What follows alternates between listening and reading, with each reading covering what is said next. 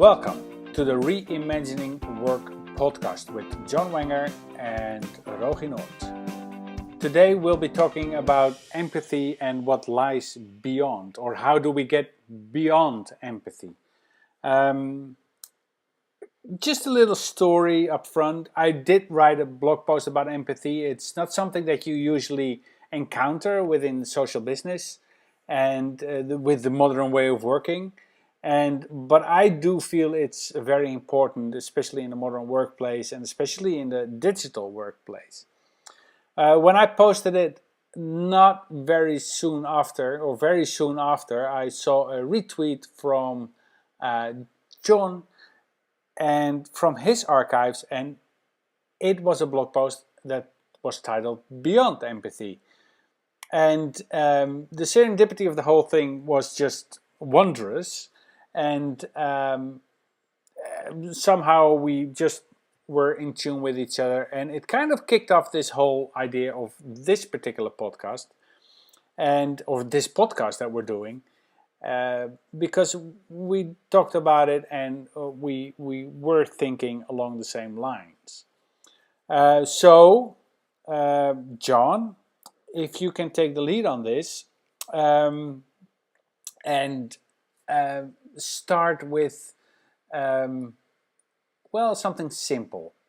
What is empathy? I will start with not something simple, but something that made an impression. As you say, you wrote an article on your blog, and I read it.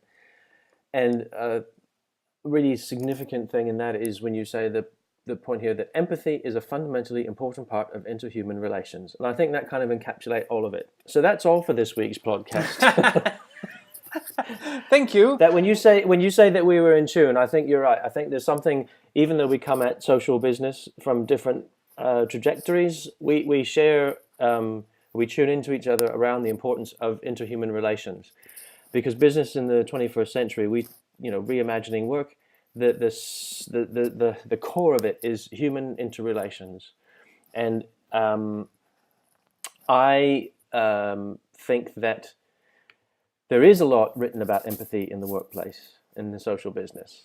And I wrote my thing a while back because I was seeing a lot of stuff written about empathy in the modern workplace. And my training and my experience and my background is in the psychodrama tradition. And I use a technique called role training, and I use a technique called sociodrama, which are a collection of other techniques.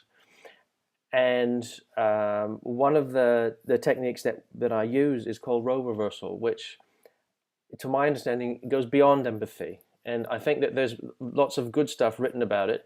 One of the definitions of empathy that I really like comes from Professor Simon Baron-Cohen, who says that empathy's got two components. There's a cognitive, which is the head, and there's the affective, which I might say is the heart, crudely describing it. The cognitive component of empathy is where we have a drive to identify another person's thoughts and feelings. So we want to know here in our head, what is the other person thinking and feeling? Is this a conscious act, or is it a subconscious act? Subconscious. It's a really good question. I think it's very complex, that one. My gut says that it's mostly conscious, and that there are people that there's an unconscious component, but there are people who we are wanting to know what's going on for them, what are they thinking and feeling. There will be other people who we may find a little bit more challenging in our lives.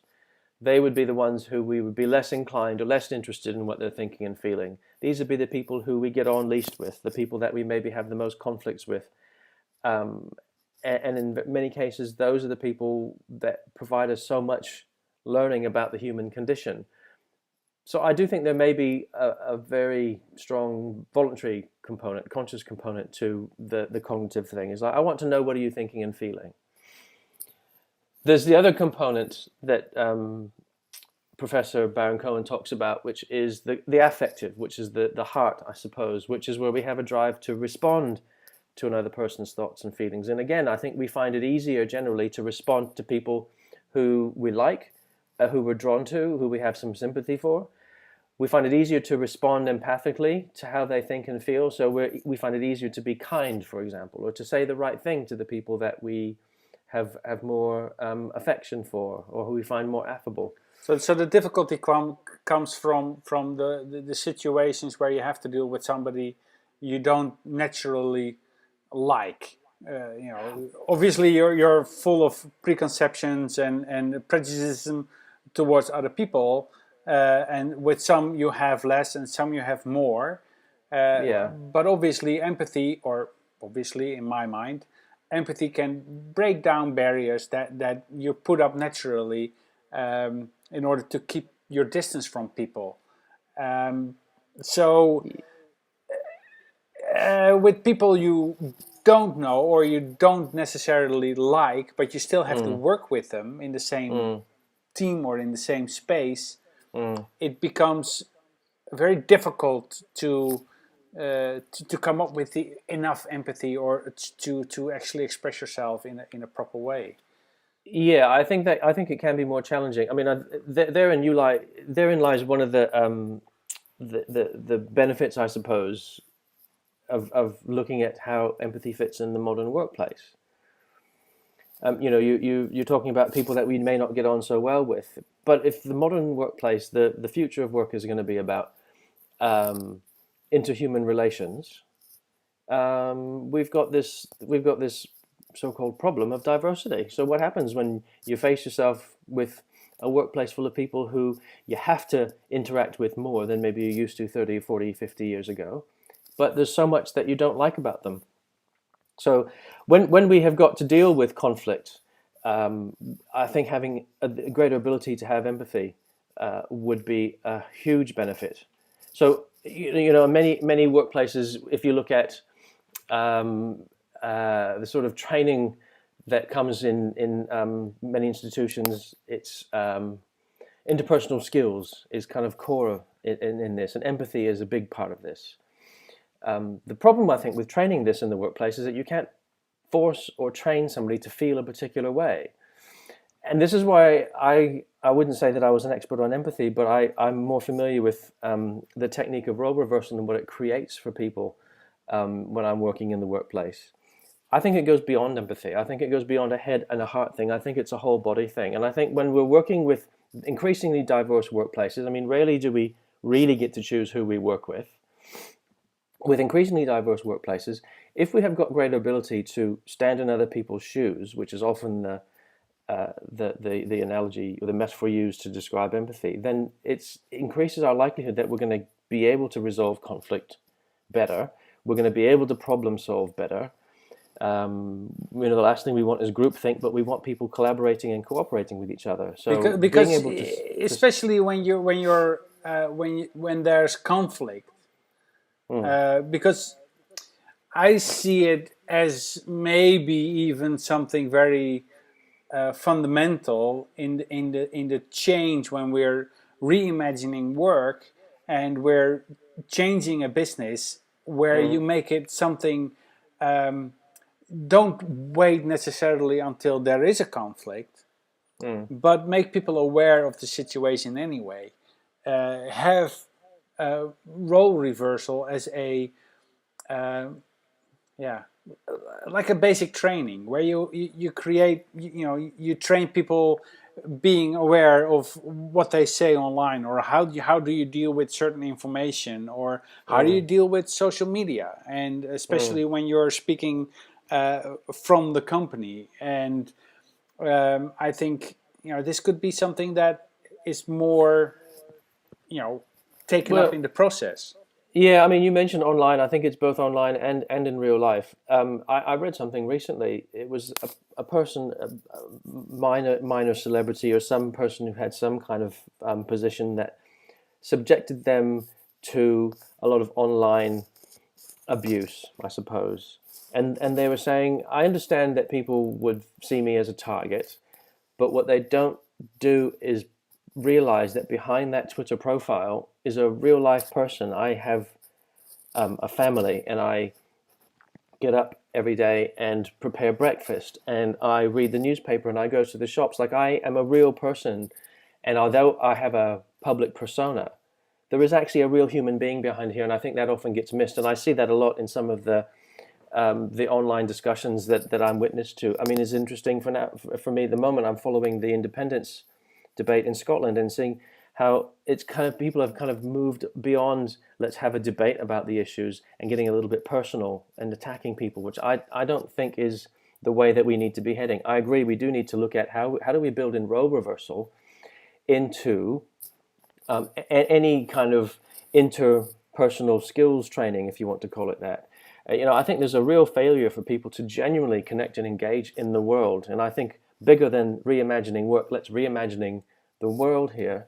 I think I get quite passionate about this because I think there's an increase in the kind of casual interpersonal violence that goes on between human beings. You know how easy it is for us to fling insults at people when we're out in the street. If someone bumps into us, or if somebody causes us to drop something, or if somebody splashes their beer in the pub on you, how it's become so easy for us to do that and forget that for a moment there is another living, breathing human being with a life, with values, with aspirations. So I get quite impassioned I can about the imagine. need. Or I have the same thing. I have quite a while ago.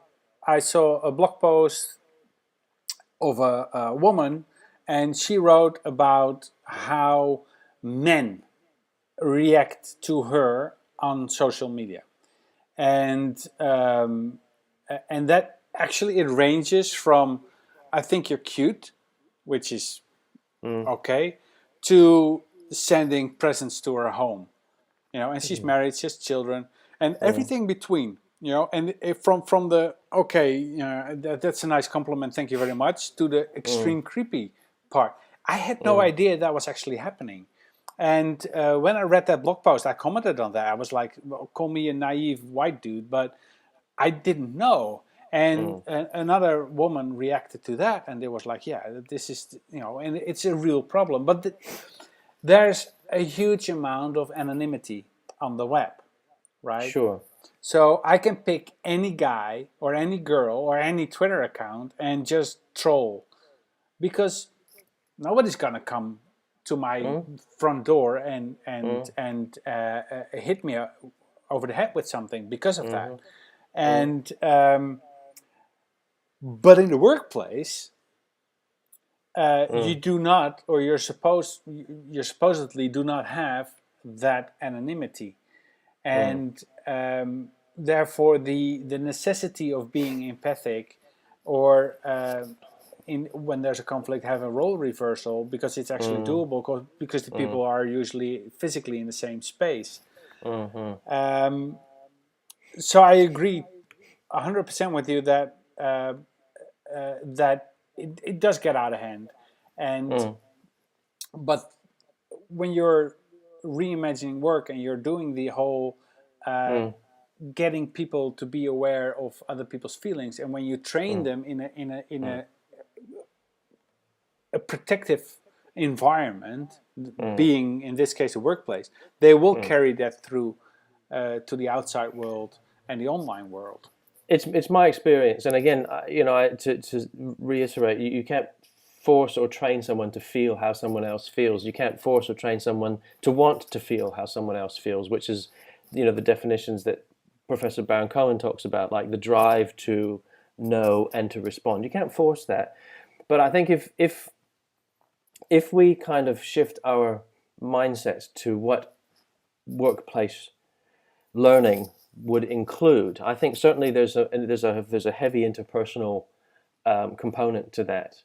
And I think if we use something which not just addresses the head and the heart, but also the whole body, then we have a greater likelihood of getting something that sticks. And my experience of using role training and sociodrama, within which I would deploy a role reversal. There might be an episode where there is some role reversal. My experience is that this stuff really works, and I know that from my own experience, also of having been trained and experienced it myself. Yeah, exactly. So I remember reading in your blog post, you had a real world example. Well, I was thinking about that example. It's one of the ones that sticks really strongly in my head because it was one of the ones that happened in the most in the quickest sort of time frame. I remember there was a manager that we were working with in a leader development program some years ago, and she very quickly identified in her head a staff member that she was managing, who she called a bad egg, a difficult person, a person who always, fought against her, and she was the bad egg. And how do I deal with her? And so we asked a little bit more detail about what was a scenario where one of these conflicts might occur, and we had Stacey to take up the position of herself. So we had laid out 2 chairs. She took up the position of herself, and I got my co-worker to take up the position of the bad egg, if you like. And I asked Stacey to identify a real life conversation that she'd had where she very quickly came to that kind of, clash. So I had her enact and from her position, and then when she had sort of finished her bit, I said reverse roles, and so she swapped chairs, and she sat in the role of the bad egg, and I had my co-worker repeat the words that Stacey had said, and in the role of the bad, and I did some coaching to encourage her to think and feel and sit as this bad egg would sit.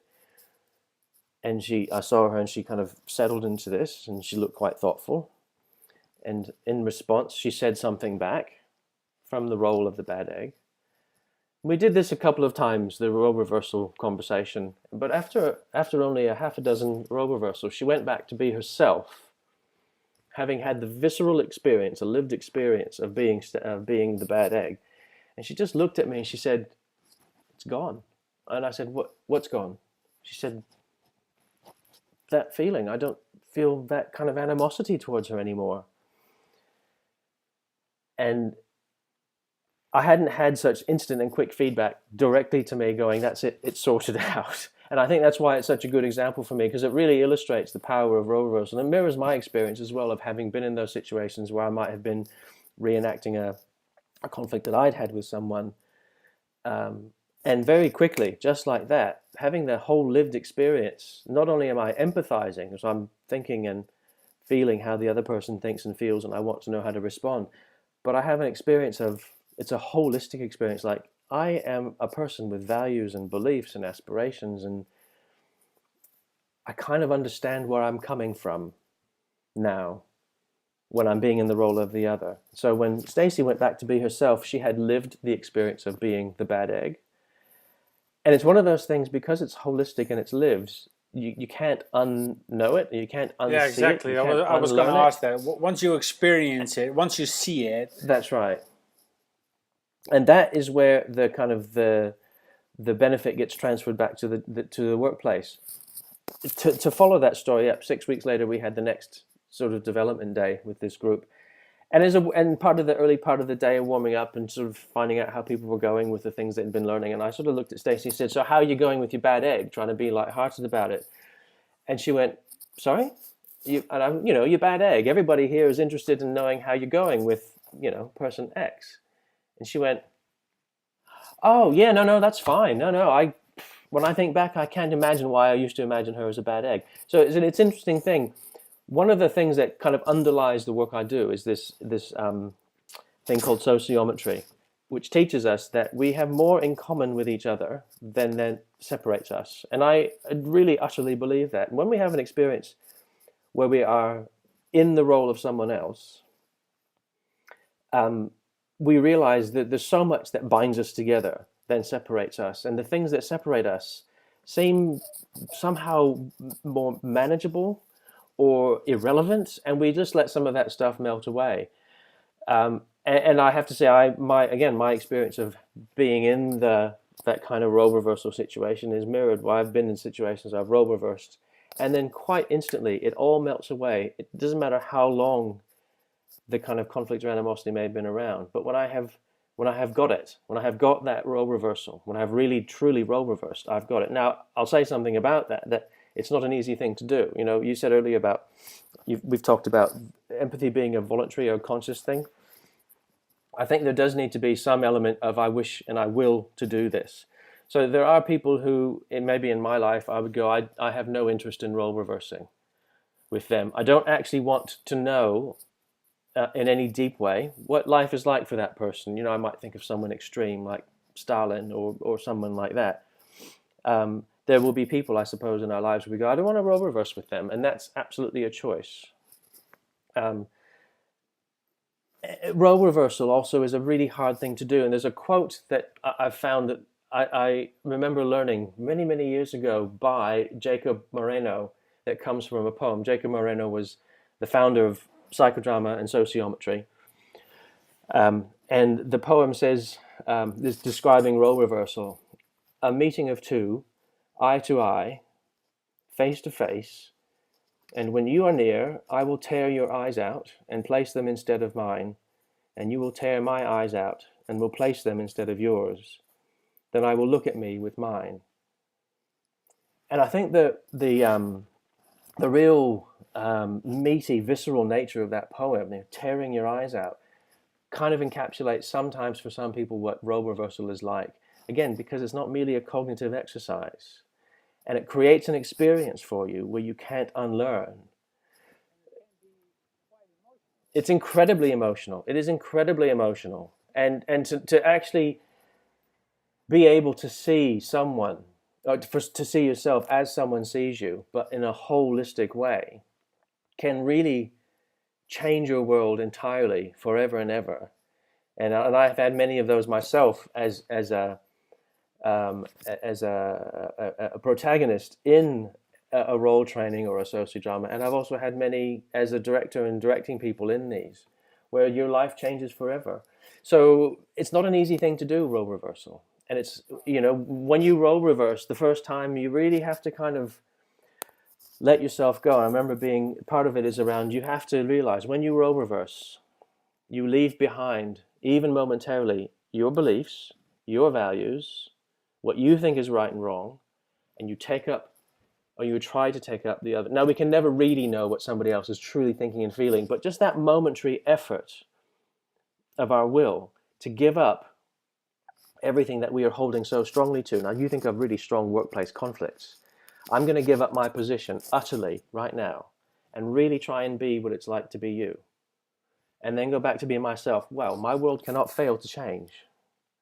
So it is an incredibly deep thing. So coming back to reimagining work, if we're going to get human relations right, by God, we've got to get them right. Not perfect, but we've really got to invest our effort into getting some good human relations going in the workplace. Which comes back to the article I wrote, which I think I'm trying to promote something. Yes, I'm trying to promote empathy. Absolutely. Let's look at how can we get on better with each other. And then how can we deepen it? How can we make it long lasting? Is it something that can be dangerous or damaging if you do it in an uncontrolled fashion? If somebody reads your blog post and goes like, oh right, well we can do that, let's just put because you and you have always conflict, and just we're going to put you guys into a room and then we're going to force you into doing this, and you're going to can it be actually detrimental to the whole situation? You need an expert. Look, I have been careful about encouraging people to go off and try this on your own. When we've done some of this stuff with folks in the past, if it's a particularly one, if it's conflict laden or there's some really complex interrelationships with some very long complex history, we say, look, kids, do not try this at home. But, I think this is something that requires some careful attention to who's in the room, who's not in the room, how are the relationships within the room, what are the status relationships within the room. People keep making sure people don't say something, for example, which might be career limiting, or they may regret saying. But on a solo basis, I have said to people, look, you find there's a minor niggle you have with somebody. And I do this myself. So how about you in a quiet moment, you take two chairs and you place them in a room, and you rehearse a conversation with someone so that you feel a little bit more comfortable saying what you want to say. But I would say if it's a scale of 1 to 10, where 10 is World War III, I don't know. Choose something that's maybe on the level of, up to 3 on the scale of intensity. But anything beyond that, I think probably like most techniques, it's good to have somebody who is well versed in the use of the technique, because once I know this myself. People who have seen several role plays in a corporate setting and decide that they can go off and do role plays in their consultancy, except they have done no training in any kind of psychology or psychological technique or drama technique or psychodrama, or they have done no actual formal training or maybe a weekend in psychodrama. And I sadly have seen this, and they think, well, I can do role plays. Well, if you start a role play and you get people to reverse roles and pretend to be someone that they're in deep conflict with, you have no idea what might be uncovered. So I would say be very careful. Yeah, we're talking about a very powerful tool, and it's an incredibly powerful thing. And with each powerful tool, be that like a physical, like a chainsaw or whatever.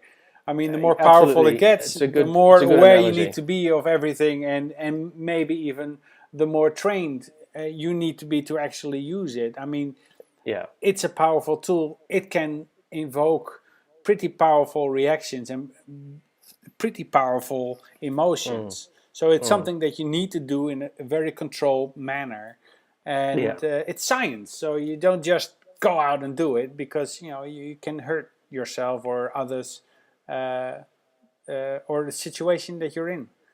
Yeah. Okay. Yeah, I mean, I think particularly with people who you may have less sympathy for, the ones that you're really struggling with, be very careful about doing all that sort of stuff on your own, or thinking, I've read an article on this, I know what I can do to help. I think foisting your help on someone is probably one of the least helpful things that you can do, and we've all been guilty of that, I know. But yeah, I think the chainsaw analogy is good. It's a thing which can do it has incredible power, but also be very careful of how you use it. Yeah. Okay. I think that we still have time, actually. So I must say you did very well, and but we did cover all the topics. And we know that empathy is just a part of the whole process of being able to communicate openly and on a pretty good level with others, and especially for leaders in the new age, if you will, in the new modern world of work. Leaders need to have a better understanding of the impact they can have, and the different sociological effects that happen within teams, and because we discussed the teams obviously in an earlier episode. Well, I mean, I think there's certainly the effect on teams, and you talk about sociological effects. I think one of the things that the future of work, the social business world talks about as human resources, and empathy is absolutely related to all of that sort of thing. When we start to call humans resources, I think we're moving a little bit down towards the lower end of the empathy spectrum, because they're not. And I think, again, you've mentioned this many times, and I think it's worth repeating, that we have inherited an industrial model of workplaces. And when we have an industrial model of a workplace, then humans, we begin to see them, or we fail to stop seeing them as a resource to be deployed in pursuit of profit. And when we stop seeing people in an I thou, an I you human to human relationship, and we see it as an I it sort of perspective, well, that's when we begin to shift our empathy away from the relationship. I you is when I recognize that you have, again, the reference I made before about being online and online abuse. There's a person there. If I lose the ability to see that there's some subjectivity in a human experience, then it becomes easy to treat you as a piece of furniture or a human resource. So I think this this whole thing is relevant to a bigger picture of the mindset that we bring to the reimagining work. That it really is about humans relating to humans, not me relating to customers or businesses relating to business, but humans relating to Yeah, humans. it's H to H. It's no longer B2B or B2C. It's H to H. I saw that Okay, yeah, I that haven't heard flutter that by expression, somewhere, but and you yes, go that's like, yeah, well, it's human to human, and yeah, that goes on every level. mm, And I think actually what you just nailed is like the most one of the most fundamental changes that we need to be aware of when we want to transform into a social business mm, is that we focus so much more on the human element instead of just yeah, the bottom line, just the profit, just the yeah, return on investment. I know yeah, it's important, and I know mm, CEOs want to have those kind of numbers, but you have to start somewhere, and you have to realize that it's people that you work with, and your mm. workforce is per definition your most valuable asset. I mean, nothing else matters if nobody shows up for work, at Monday. I mean, your business just goes down the drain instantly. So It's yeah. an interesting. Like just to be a little bit playful with you, you've used the word asset, and I would go, they're not Yeah, assets, you yeah, know. no, But they're not, but they're again, not, it's they're not. Yeah, and I yeah, yeah. find myself doing the same thing. Hey, Yeah, we exactly. use this Yeah, language that we've true. just unconsciously inherited, and we still say HR and human resources and people are your greatest asset. If we really get it, that and really invest in developing ourselves and our humanity. And there's another whole conversation about intrapersonal self-awareness. If we get that, then we'll stop seeing people as resources and assets, and sack them and deploy them here. I think it's a real major shift in how workplaces will operate. The thing about this, if we want to be quite crude about it, and say, well, it's a useful tool, empathy. Let's learn empathy because we have to if we're going to have the competitive edge. All right, let's look at it like that. The thing about empathy and also the effects that roll on from a good experience of role reversal is you can't fake it. Like people know when you're not being genuine. So you cannot fake empathy. And the problem with, I think, investing in empathy training is you may get the mechanical behaving changing, but I know when I'm on the phone or I'm face to face with somebody in a kind of a what you might call a customer service relationship, when they're not being genuine with me, when they're saying the things that they have been trained to say. I hope you're having a nice day, all that kind of stuff. There's some really hilarious ones I've heard over the years of the guy going, and you have a nice day. No, you have a nice day, sir. No, you have a nice day. No, you have a nice day, sir. And had been trained to be the last, to have the last word and say, have a nice day. And the guy kept going, no, you have a nice day. No, you have a nice day, sir. No, you have a nice day. I've did the same thing where you try to, or when you end the conversation, and you've done so many, and you go, well, thank you, and Yeah, or saying you're welcome to the client because you helped them and they haven't said thank you yet, right? And that's that's like, right. oh yeah. It's the Yeah, little things, yeah, but it's you're only half yeah, listening, and you're just solving the yeah, problem, and you make sure you logged everything properly, and that's right. that number, because the client is not a person, it's that incident number that's That's get right. attached to it, and yeah, That's right. we've got a Yeah, long way to go yeah. before we. And this is one of the things that oh well, there you go, nice bridge to the next episode, where we're going to talk about where to begin with one of these changes. I mean, where do you begin Mm, if you want to change your business into a social business, assuming that you have just like a regular old school mm, business, and usually there's already a few things in place that you can actually build upon. And absolutely. many are familiar with trainings like these, where you have either role reversal, or where you have, because when customer support, there you go through a training, some of them anyway, Mm, where you train how to deal with people, and if that training goes well, then you have a nice train. It's something that's good, and sometimes it's just how to work your list, and those are a little bit less good. mm. Okay, on that note, on that bombshell, Um, uh, let's end this episode. We were talking about beyond empathy.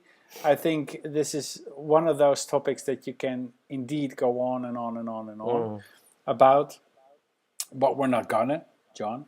We're not. So yeah, I know. We'll pick it up. We'll pick it up or something like this later on, and maybe we'll talk about it with a guest at some point. That sounds good. That sounds good.